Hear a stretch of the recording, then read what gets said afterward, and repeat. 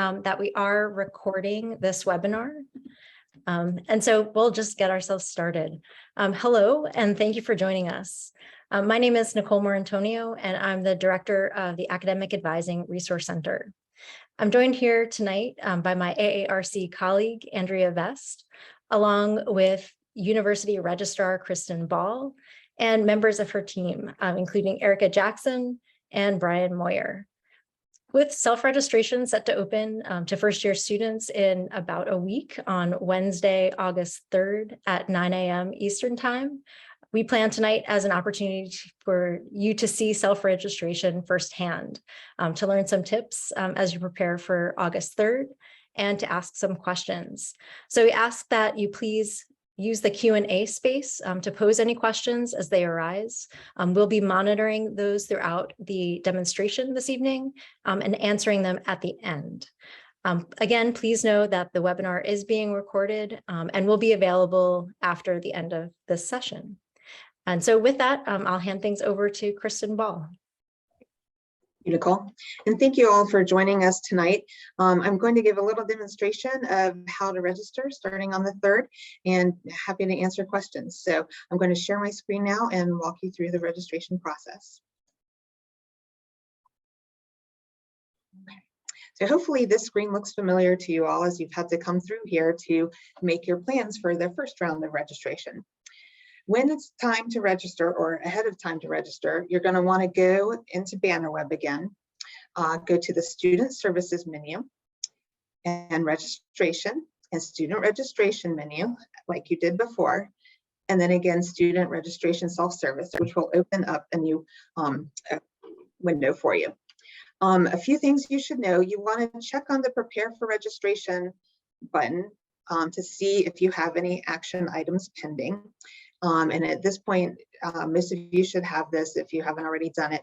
We have the tuition agreement that you're asked to agree to each semester before you can register. So to do that, you just click Continue, and then you come over to the Financial Responsibility and click on it. You read through the agreement. It's just basically saying that you agreed to pay tuition for the classes for which you register. You agree and save. And then once you see the accept, you're done with that item and this won't pop up anymore. You can click Continue to go back to the registration menu. Most of the screens are going to ask you to pick a term. So we are now in Prepare to Register, and you can see if you were to have any holds, which none of you should at this point, but later on in your academic career you might, and later on you have to be advised to register, and that would be noted here too if you haven't been advised. So this is just a good place to check, particularly in future semesters after you've been here, to make sure that you're all set for your registration time. You can follow the breadcrumbs up at the top to get back to any of the menus that you need to.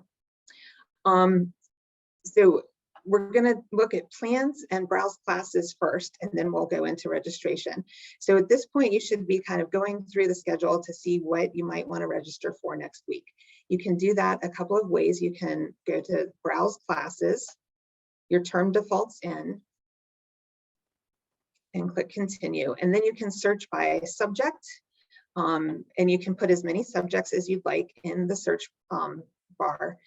And I recommend just not putting a course number and just going with a subject to kind of leave it more wide open. But again, you can put more than one subject. And it will bring up all of the classes in this chosen subject areas that are being offered this semester. A couple of notes about what you're seeing here. One, there are some classes in the School of Professional and Continuing Studies with a U at the end of the course number. Those are not available for the undergraduate students to register. So please don't add any of those to your plan. You can also see on this the days and times that the class will be offered and how many seats are remaining in the section. At this point, we don't have any classes for which we're scheduled to add more seats, so the seats available here are what's going to be available. You can also see the attributes for a class to see where else it fits in for major requirements and things like that. If you want more information on the class, you can click on the course title and see things like the description, attributes, restrictions, and prerequisites. This is a 100 level class that doesn't have any, but in just a bit, I'll show you a class that does have prerequisites. But you're going to want to check prereqs for classes, especially to make sure that you have the prior courses that you need to register, or that it doesn't have a prereq at all. So if you have AP, you might have the prereq that you need, but otherwise you're going to want to stay away from classes that require prerequisites. So this just shows you which classes are being offered when. You're welcome to browse through this and pick any classes that you want. If you want to do an advanced search, you can do that by clicking the advanced search button here. And this lets you search by a variety of other factors. You can see a lot of blank boxes here. If you're using the advanced search, I would recommend leaving it as wide open as possible so that you don't inadvertently leave out some classes that might fit your criteria, but have a, let's say, a different title, or we have to abbreviate the title or something like that. The attribute field, though, can be helpful if you're looking for one of our gen ed requirements. When you click in the attribute field, it brings up all the attributes, but if I know I want to take my science requirement, I can just type science, and it brings up the natural science class. Now we have 3 different kinds of natural science. You only have to take one of the 3, but you can add whichever you want in here and then search by that. And notice that I did not put a subject or a course number in here because I want any class, no matter what department, that meets the natural science requirement to show up in my results. Now, natural science is more limited than others, so I'm only going to be seeing biology. But if I searched for, say, my social analysis requirement, it would pull up classes from political science and econ and rhetoric, I believe, and sociology and anthropology, and all the different departments that have it. And so then it brings me just a list of the biology classes that meet the field of study class, and you can see that as the attribute on this side. Okay, so that's browsing classes to just kind of get an idea of what's being offered. You can also browse classes and look up classes through the planning feature, which most of you should be familiar with from the plans you made earlier this summer. And for this registration period, you might want to make a plan to register from. You can make new plans. You can make up to 3 plans at any one time. And so you can make a new plan in addition to the ones that you already made for FYS and the other classes. So again, I just clicked plan ahead, and the term defaults in since I've already chosen that, and then I click continue. Now this person has one plan already, but I can make a new plan just by clicking on create a new plan, and then it takes me to the same search feature that I had before in browse classes. Now the one difference here is that in the browse classes, it was just showing me classes that were going to be available for the fall 2022 semester. In the plan, because it's meant to plan ahead, it's going to show me all of the classes in whatever subject I choose. So if I'm choosing biology and click search, it shows me every section of biology that is in the catalog, but they're not necessarily being offered this semester. If I want to see if the class is being offered in a given semester, I would click on view sections. And when nothing comes up here, that class is not being offered this semester. But if I go back to the results and I click on, say, biology 109, view sections, it shows me the sections that are being offered. So you're going to want to make sure that a class is actually being offered before you add it to your plan. If you just click add course on the right side of the screen, it's going to add the course, but it may or may not be being offered in the given semester. So you can do this to add classes to your plan, and you'll see that you get the add button over here. So if I find something I want to add, I can click here. Now notice that this one says full.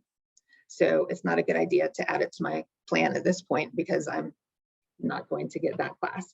But for the ones that aren't full, you'll be able to see how many seats are remaining, and we'll look at that in just a moment. So that is one way to add classes. Sorry, go back to create a new plan. You can also do the advanced search feature here to add classes to your plan. So if you know you want to take your literary studies or something like that, you can use that the same way I just searched for natural science and the other browse classes. Now, I want to look at the first year seminars.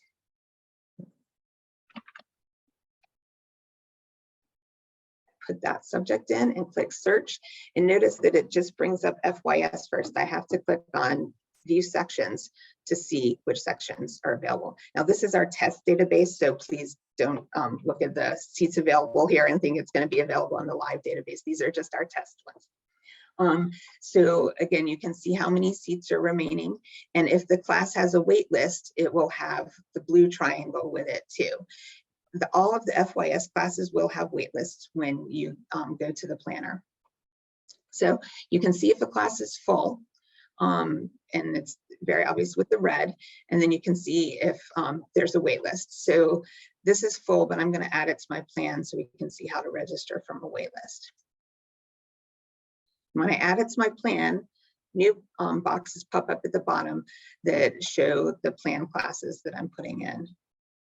And you can also see a graphic representation of the schedule and where that class would go in your plan, so you can see if there are likely to be time conflicts. So you can keep going back by clicking the search again, and you can take out the subject. I mean, like I said, you can put as many subjects in as you'd like, but you're going to get a really long list of results. So you might want to try and limit it to just a couple at a time, and you can keep going back and searching as much as you want. I'm going to go ahead and put a theater class in too, just so I have a couple classes in my plan. When you're making your plan for this round of registration, you're going to only want to put 2 classes in your plan because you've already been registered for 2 classes, unless you're in one of the endeavors that's more than 2 classes. So you're only going to want 2 in this plan, so it goes through registration very quickly. So I'm interested in the theater appreciation. I'm going to check and see if there's sections being offered, and there are sections being offered, and there's seats available in them. So I'm going to add one of those to my plan. Now notice that they are both now in my plan. To actually get them on my plan, I'm going to need to save my plan. In the bottom right-hand corner, I'll click Save Plan. You can name it whatever you want. It doesn't matter at this point what you name it, unlike in the earlier registration. So this is just going to be my test plan, and I'm going to save it. And now you can see that it's planned, but not registered. And you don't need to worry about doing priorities here on the notes like you did during the pre-registration either. That's not going to do anything with the registration. Okay. So once I feel like I have a plan that is something that I want to do, I can go back and get ready to register. So this is what you're going to want to do at like 8:55 a.m. on the 3rd Eastern time. You're going to log into Bannerweb and go to register for classes. Again, you're going to need to pick your term, or it will default in if you've been in another screen where you've already picked your term, and you'll click on continue. So there are a variety of ways that you can find classes to register for. You can do the search like what we've been doing before. That is not the fastest way to register though, and you are going to want to be able to register right at 9 on the dot. You can enter CRNs. Those are the course reference numbers that you see on the schedule. It's a 5-digit number for every class. And if you know your CRNs, you can enter them here, and you can enter as many as you want here, although you're only going to get 2 classes at this point. So you can enter all of your classes there. You can register from a plan. So when you go into your plans, you'll see the first one, your primary plan, and you can expand your second plan. So this is the plan that I just made and say, I think I want to register from this. If I go add all on the far right, all of those classes are added into my registration.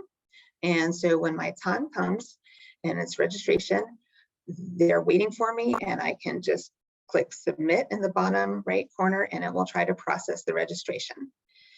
Now notice I was registered successfully for my theater class because it says registered in green and it likes me there, but I was not able to register for the FYS that I put in my plan. And it tells me why up here. and also in the errors here. If I want to put myself on the wait list, I can just simply click waitlist from the drop-down menu and click submit again. Now, this student isn't eligible for FYS because they're not a first year, but if I was a first year student like you all are, it would have then said in here waitlist and shown that you are on the waitlist for the class. If you get off the waitlist, this is also where you'll come back to, and instead of being waitlist, you'll want to change the status to web registered and submit, and then you will get off the waitlist.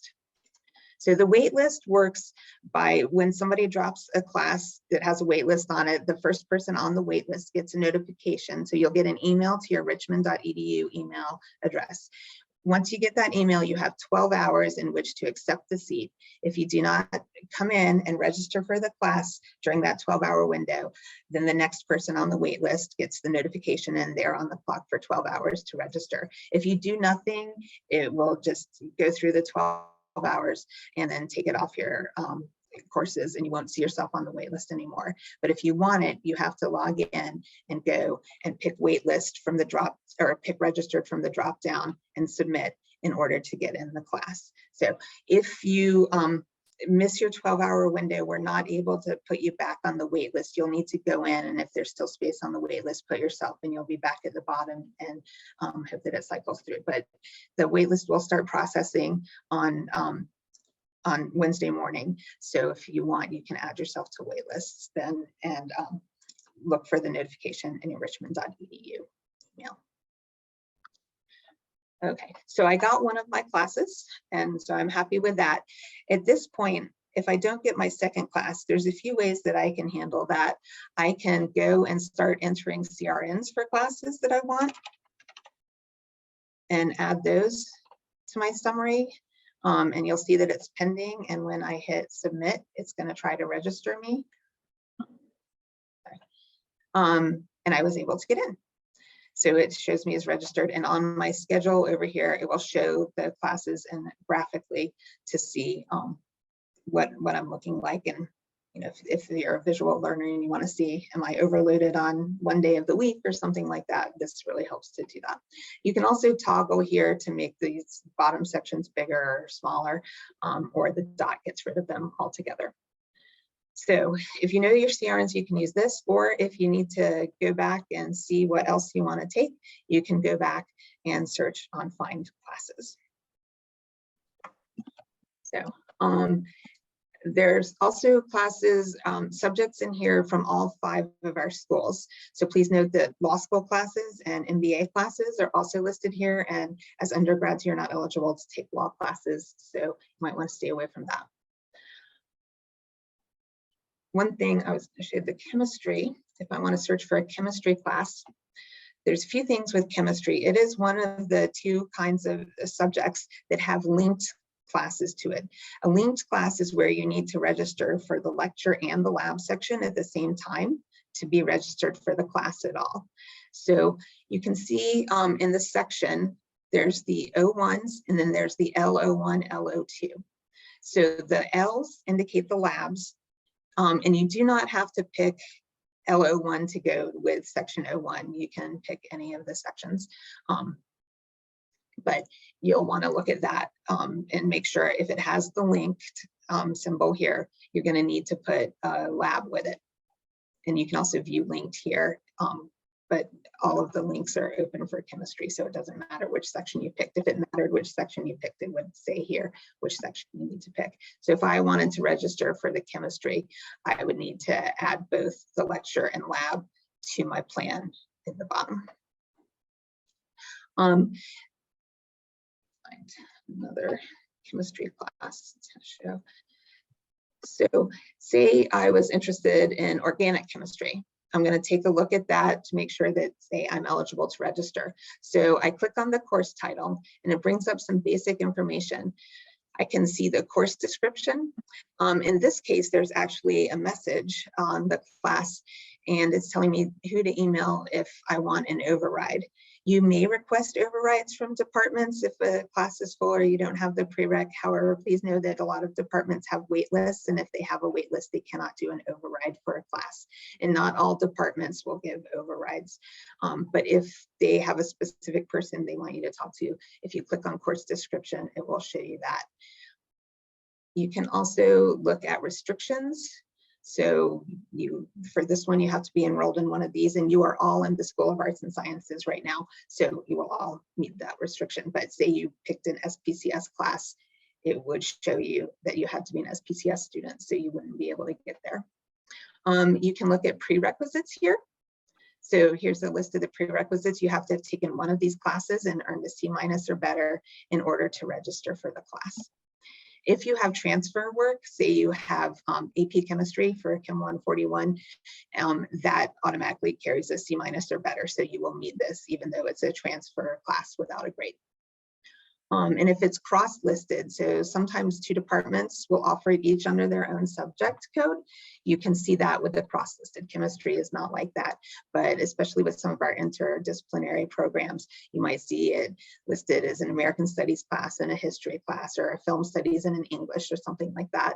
And you can look here to see if it's cross-listed, and also if, say, there's not seats in the English side, there might be seats on the film studies side, and you can check that, because either section will meet the same requirement no matter which subject you take it under. So that is how you kind of check for things that might trip you up during registration, the prerequisites and restrictions especially. So those are the three ways you can register: find classes, enter CRNs, or make a plan. We do recommend at this point you make a plan, put 2 classes on it, and first attempt to register from your plan with those 2 classes. And after that, use either the CRNs or find classes to add to your schedule. You are also welcome to make another plan and try that if you want. But after you get 2 or 3 classes on your schedule, it's easier to do a find classes or an enter CRNs. Just a couple of other notes about registration. You're going to be able to register for up to 4.5 units right now. So that's generally 4 classes. If you're taking an intensive language, it would be 3 classes, things like that. That is a normal load. 4 classes is a normal load. That'll be 4 units. We require 35 units to graduate, which means that in 5 of your semesters, you just need 4 units, and in 3 semesters, you have to take 5 units. So it's fine, especially your first semester of college, to just take 4 units. But if you want to take more than that, after you've talked to your advisor during orientation, starting on Friday the 19th, you would be able to register for up to 5.5 units. And 5.5 is the max. When you're doing your schedule on the 3rd, you also want to pick a section of Well 100. All incoming first-year students are required to take Well 100, which is an intro to college type class in their first semester, and pass that successfully. So those are about an hour and a half, 1 time a week, and they're sections every day. It's 1 day a week. There are sections every day at all sorts of times. So you should definitely be able to find something that fits into your schedule with that. Just keep in mind, most of the FYSs are full at this point. There's a few sections that have seats. I would recommend not trying to change your FYS. If you drop your FYS and it's full, or there's people on the wait list, you won't be able to get it back. So please be very careful. If you're dropping classes, you need to make sure to know that there is an actual seat and not just a wait list seat in the class you want to pick up. You can do something that's called a conditional add and drop. And you see that in the bottom right corner of the screen here. If I find a class and I need to swap it out for a class that I'm already registered for, I can do a conditional add drop. So say there's a class that meets at the same time as my theater class and I want to take it more. I would come in and do drop, change to drop in the action box. I would have my other class also in my summary box and click the conditional drop add before I hit submit. That means that it will not drop my theater class in this example unless I can get into the new class that I'm trying to add. So that's an option if you want to make sure that you still have all your classes, because do keep in mind, if a class is full, you won't be able to get it back after you dropped it. You'll need to get on the wait list. If you're interested in seeing major requirements, you should go through Grad Tracker, which is available through your student profile and Bannerweb. Grad Tracker is our online degree audit system. And right now, since you are all undeclared majors, it will show you your general education requirements and your degree requirements. There is functionality that lets you run a what if.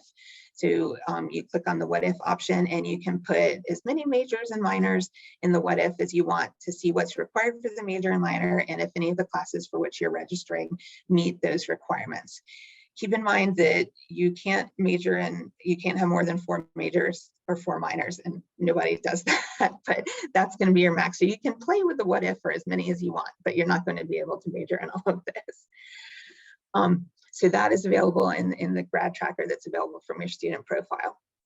Also note that we have processed all of the AP scores and IB scores that we have. So if you are looking at your Grad Tracker or at your transcript in Bannerweb and you don't see the APs or IBs, please contact IBO or College Board to have your scores sent, and we will process those as soon as we get them.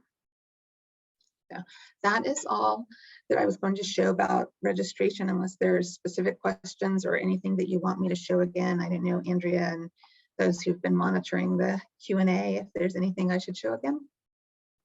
Kristen, we do have some questions, so I'll just go through, and if you want to answer, if you can show, that would be great. Okay. So the first one we have is, can you plan more than one class in one time frame? On the same plan, I take it? On the same plan. So you can put more than one class in a time frame on your plan, and when you hit submit to register, the system will go through all of its error checking to see if you have the prereqs for both classes. Oops, sorry, I was idle for too long. My lights went out. You can, yeah, so it'll go through the error checking. And if you have 2 classes at the same time, it's only going to let you register for one. You'll get a time conflict. It'll also take longer to process. So if you really want one of those classes, just put one and it'll be quicker because it won't have to do as much error checking behind the scenes before you're registered. The next question we have is, if we are already scheduled for a class, are we able to switch to the same class at a different time to accommodate our new classes? You can only switch if there's seats available in that class. So you'll definitely want to pay attention to the red or the seats available column. Sorry, let me go back so I can show an actual.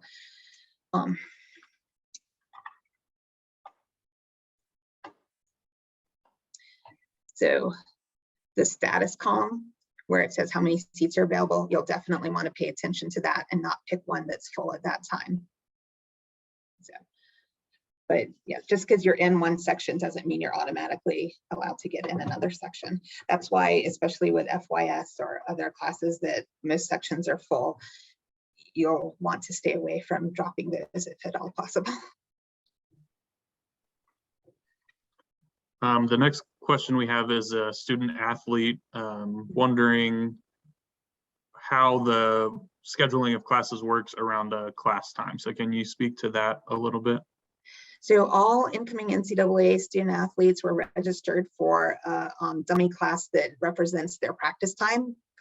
The coaches give those to Bruce Matthews in athletics, the academic advisor there, and he gives us a list of those. So we pre-registered people for that, so it blocks off practice time. And if you tried to register for something during that time, you would get a time conflict error. If there's something that you really have to have during that time, talk to Mr. Matthews in the athletic department. And if we need to, we can drop you from your practice time so that you can register. Can you explain the conditional add drop process one more time? Sure. So say I wanted to add a class that's the same time as my theater class, which is 3 o'clock Monday, Wednesday.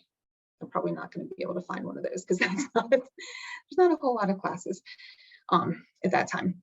But say I wanted to add a class that was at the same time, I would put that class, I would click add by that class to get it into my summary field, and that would be pending. I would click on drop delete course from the class that I wanted to drop, only if I can get into the history. Then I click on the conditional add drop button and hit submit. It will only drop me from theater if there's a space for me in, say, the history class, if that was at the same time. It won't work here because it's not the same time. So,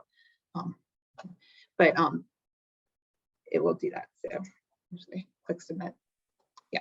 So because there was a space in history, it registered me for that and dropped me from theater. If there had not been a space in history, it would have kept me in theater so that I still had the classes that I wanted. Can you briefly talk through how to request an override if one is needed for a course? Sure.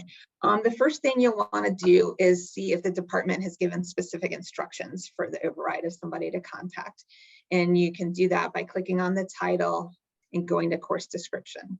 If they've given specific instructions, like the chemistry that we saw, I know physics has those instructions, and a lot of the math and computer science class have those instructions, it will show here who to contact to request an override. If it does not have a name here, then you can go to the department page and look for the departmental admin and the department chair. Only the department chairs are able to authorize overrides. The registrar's office can't authorize overrides, but they will. Not all departments can or will do overrides, but the admin and the department chair are the ones to ask. Is it recommended that students take a foreign language in their first semester, or can that wait? It can wait. If you're continuing a language from high school, it's a good idea to go ahead and take that in your first semester so that you still remember from high school what you've taken, and then you can just get that out of the way. If you're starting a new language or you feel comfortable, you can wait to take that another time. You have to take through the intermediate level of a language. If you're taking Italian, French, or Spanish, those are all intensive classes. So, and you can finish the language requirement in 2 semesters because each is worth 2 units because it meets every day, 5 days a week, sometimes twice a day during the semester.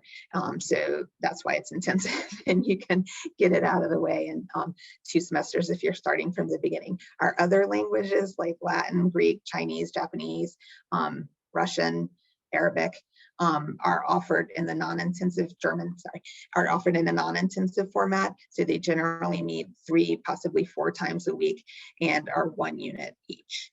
And if you started from scratch for one of those languages, it would take you 4 semesters to finish. And there are some of the departments do require that you take a placement test before you enroll in a class. I believe French, beginning French, you have to take the placement test to make sure you're not above beginning French before that. And then they'll give you an override if you place into the lower level class.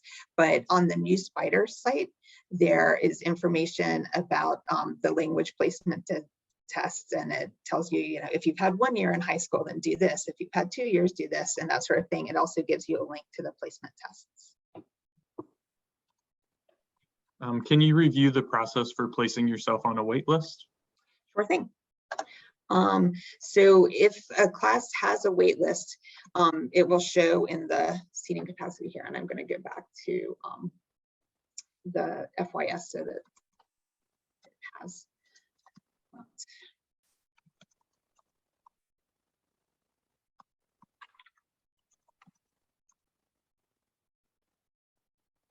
Okay, so see this class, you can see it has a wait list because it has the triangle and it says 10 of 10 wait list seats remaining. So when I go to add that class, it puts it in pending, and then I click on submit. Now it tells me that it's closed and has a wait list. It's also because my test student is a sophomore, it's giving me the restriction there, but you won't get that. You'll just get the closed wait list. And so to put yourself on the wait list, you go to the drop down under action and click on waitlist, and then hit submit again, and then you will be on the waitlist.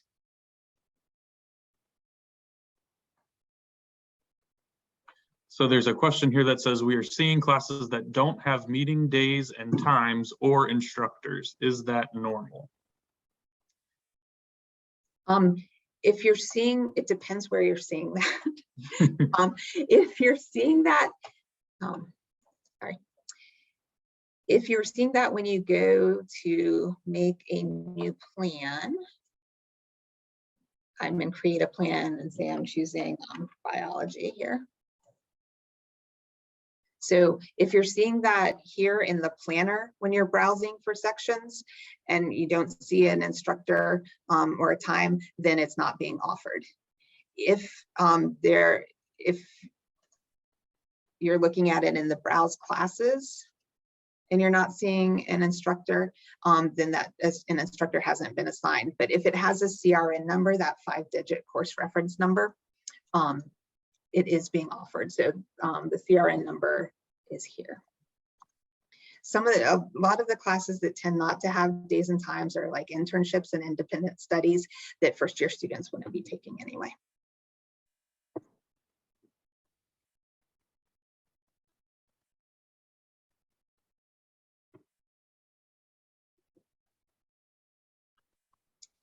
So there's a question in here about changing a class session and time that you were in a class or for a course that you were registered for during pre-registration. But I just want to note that registration is not currently open for you to make adjustments. That it opens on August 3rd at 9 a.m. So you can't currently make changes. Kristen is just able to do that through a test student to show you what this process looks like. Yes, exactly. Thank you, Brian. Yes, and at that time, you can change what you were pre-registered for, but we don't recommend that, especially if you're in one of the classes that is full right now. Also with the waitlist, I'm sorry, I didn't say this, each waitlist has a cap of 10. And so some of the waitlists will fill up. And if you're still interested in the class, you can keep checking back. And if there are spots, then you can add yourself to the bottom of the list there. If you find that you've put yourself on multiple waitlists and you're no longer interested, if you could remove yourself from the waitlist, that'll help the people behind you to move up on the list and allow more people to get on the waitlist. So we just ask that you kind of keep that in mind. And also note that you can't be on more than 4 waitlists at a time. Kristen, can you talk again about the Well 100 course? And should that be a part of the plan? What does that look like for students as they're thinking about registration? So I'll give my answer, and Andrea and Nicole can contradict me or correct me if they want. When you're making the plan, I would go ahead and put your academic classes there. And then once you see what you're getting for your credit bearing classes, go back and look for a wellness section that fits around those classes, because you don't want the wellness class to block you from getting one of your credit bearing classes that you want to take. But like I say, there's 945 seats in the well sections. So you should be able to find one that fits in your schedule once you have your credit bearing classes ready to go. And you can see all of those sections here. It returns 10 results, I should note, at a time. If you want to see more than that, so you don't have to keep clicking next, you can go up to 50, and that can be helpful so that you can more easily see what's there. But we've got classes, like I say, all day, every day. Thank you. Sorry, just reading through these. It does show when a student has been or selected the waitlist for a course within their summary. Is that correct? Yes. Instead of seeing registered here, you'd see pending and waitlist. So yeah, and over on the schedule side, you would see it as like a grayed out hashed thing over here, as opposed to when you're actually registered, it turns into the bright colors. And what happens when a student has been accepted? Can you walk through that process one more time when they're accepted to a waitlisted course? Sure. So you'll get the email to your richmond.edu account, and it'll tell you that the waitlist spot has become available. You have 12 hours. So then you'll log back into BannerWeb and come to the registration menu, the registered for classes. I know it's a lot of clicks. I'm sorry. And your waitlisted class would be listed here. At that point, you'll be able to click on the action item, and one of the options will be add or web register. And so you change it from waitlist to that add and click submit, and then you'll get it. And at that point, that seat is just reserved for you. And you would be the only one allowed to get into it from the waitlist.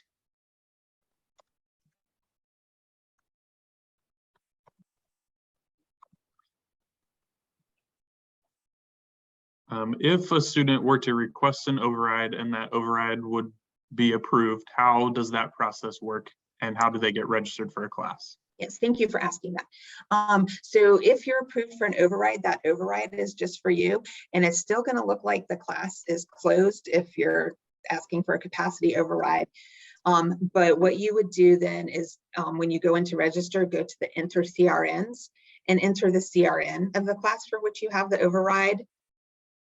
There, add it to the summary and then submit in the bottom right corner, and you'll be able to register. You won't see that you have the override, but the department would have let you know that you have that override.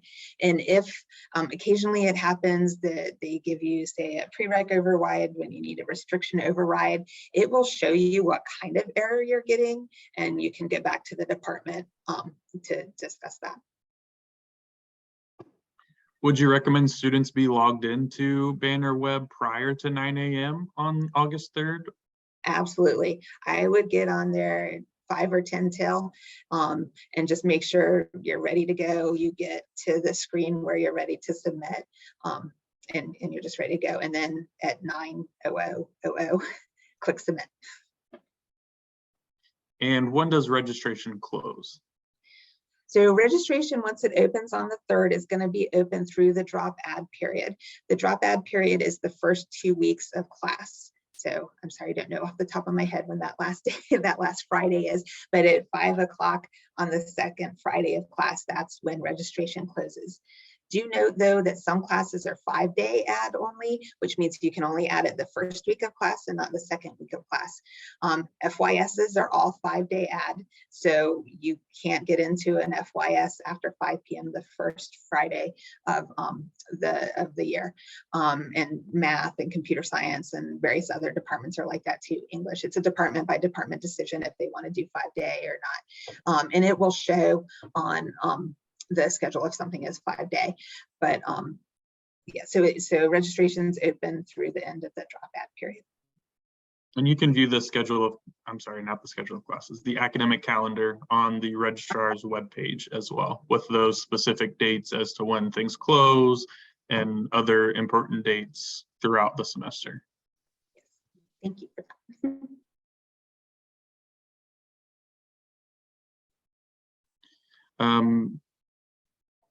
The question just came in about once you've been registered for your class, is it okay to just, there's no save button, it's okay to just close the tab and walk away?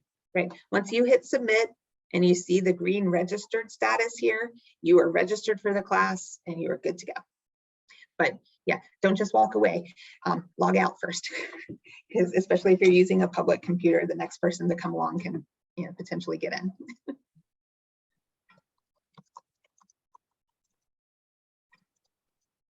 And also note, if you, with this, you have to log out from this window, and also it will then take you back to this version of Banner, and you'll have to log out here too, or exit here.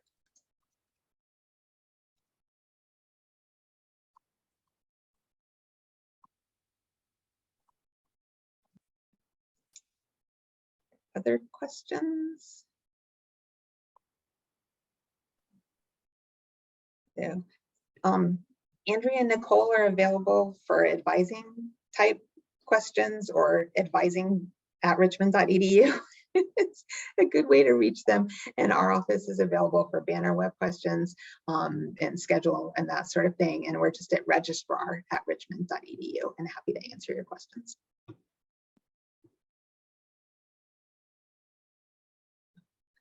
I did see one question come in earlier about efficiency.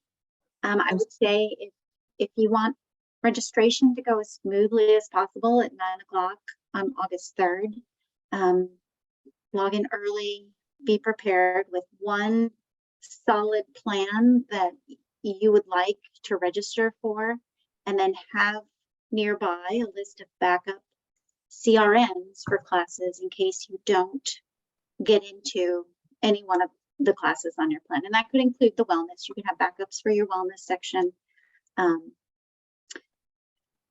That's what I have found to be the most efficient, rather than making multiple plans or putting 6 classes on one plan. Don't do that. Make one good plan and then have some backup CRNs ready to go.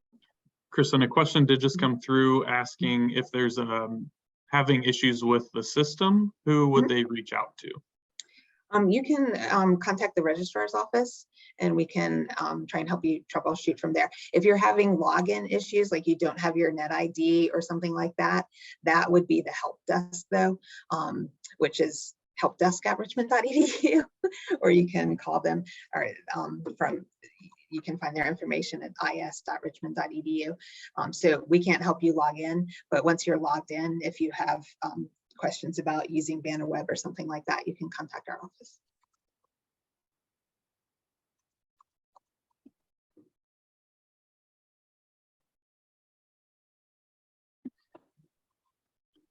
All of the contact information can be found online for both the Academic Advising Resource Center and the Office of the Registrar. So feel free to visit the website for specific numbers and the email contacts as well. Yeah. And News Fighters is a wonderful resource too and can answer a lot of your questions. There's a few coming in, so just reading through those quickly. Can you recommend a good number of backup classes to have, Andrea or Nicole? I would say in part that would depend on how many available seats there are in any of the classes that you're looking at. I would say to have certainly more backups if you're looking at a class that has 1 or 2 available seats, because just given that everyone will be entering into banner web at the same time, roughly, I think it's always good to have a few. I mean, I think 4 or 5 is usually a good number to kind of start with, and you should be able to work something out that way. Andrea, I don't know if you want to. I would just add, they don't have to be light classes. If you want to get into calculus, you don't need calculus backups. You can have an anthropology and a sociology and a theater backup. Something that just fits that time block that you're trying to fill or doesn't conflict with something else on your schedule. And also note that registration is ongoing, so people will be dropping and adding both within the first years, and then also the returning students come back on Saturday the 20th, and they can make schedule adjustments, so they might be in first year appropriate classes as well. So you know, don't despair. There could be seats that come available later. You just have to check on those or get yourself on the wait list if the wait list is available. And I would just reaffirm that as first year students, the only courses that you are required to take are your first year seminar and your Well 100 class. So as long as you are in a first year seminar and enrolled in your Well 100, those are the requirements. And certainly the other classes, we are encouraging you to select courses that are of interest and certainly might speak to majors, but there's a lot of flexibility in that first year. And just to follow up on that, we don't allow first year students to declare majors. So at this point, you're all undeclared. You can't even declare a major until the end of your first year. And most students do it sometime in the sophomore year. You just have to do it before the end of your sophomore year. So it is an open time for exploring.